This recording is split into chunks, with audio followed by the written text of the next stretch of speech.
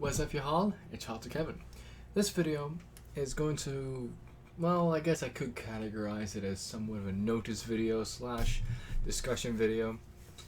But I've been meaning to make this video for a while now, to reveal a bit of myself. Long before I got into languages, I was very much into music. Ever since I was about, 10, 11, I've been composing music digitally. I know on my channel I have some music I've put on here, various sorts, but I do make music under a name called Ælfgāst, and that's an Old English word, a compound word of Alf, which is the word elf, and then you have Gast, which is the origin of the word ghost.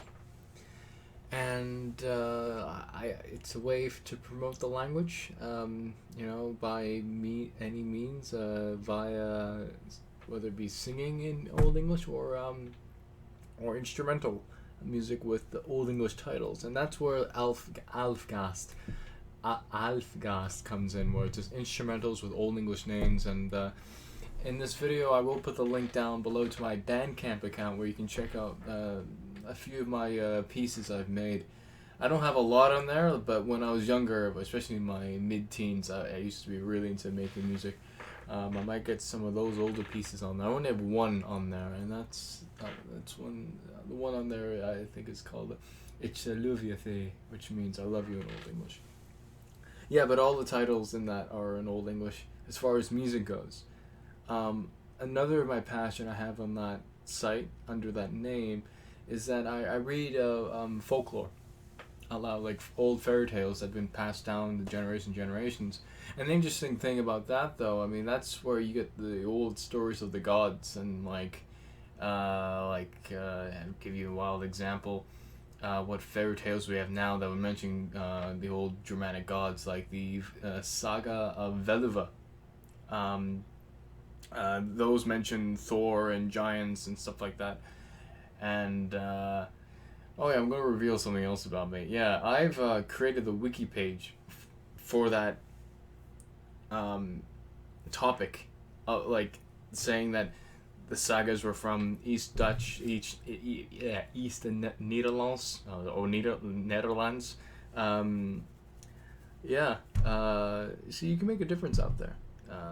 I know it's a little off topic, but yeah, I'm really into folklore. I'm really into preserving old stories because they have memories of the pagan past, and the only way to really tap into that is knowing the language of that period, and that's where old English comes in. That's where my other channel comes in, learning old Germanic languages to tap into the past, the way people thought back then, and really get a really understanding, rather than looking at our belly buttons and playing with our thumbs, wondering what was and what wasn't. But anyway, so that's a little tangent about that. So yeah, I'm into folklore. So I have two stories I've read there, and because it's on Bandcamp, you can, if you really like my stuff and like what I do and want to support what I do, you're more than welcome to purchase a download if you want.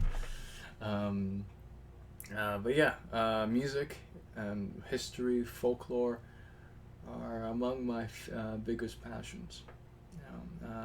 Along with languages and history, and well, I already said history, but yeah, Ælfgāst. That's basically my name. But why Ælfgāst? I mean, it's kind of okay. Here's a little history of those words. Okay. Make it into a full-fledged video for you guys, because I feel like being a nice guy tonight. The word elf will evolve into the word elf. It means elf, but it also survived in names as well as Alfred. Alfred. Alf is the elf part, and red means council. But where does the word elf come from? Well, we have the word alf, which goes back to Proto-Germanic, which means albis, which means elf. But if you go further to Proto-Indo-European, it means white. Why white? Well, some speculate that this goes back to the idea that the elves are the ancestors, that they live on forever, hence you know, when we think of elves, they live forever, and that, you know, when they, you know, it's also said that they're singing and dancing in forests because they represent the memories of the ancestors, you know, as a personification, if you will. But the thing is, elves in different cultures mean different things. I'm only speaking from one perspective. But then you have, well, I also want to mention that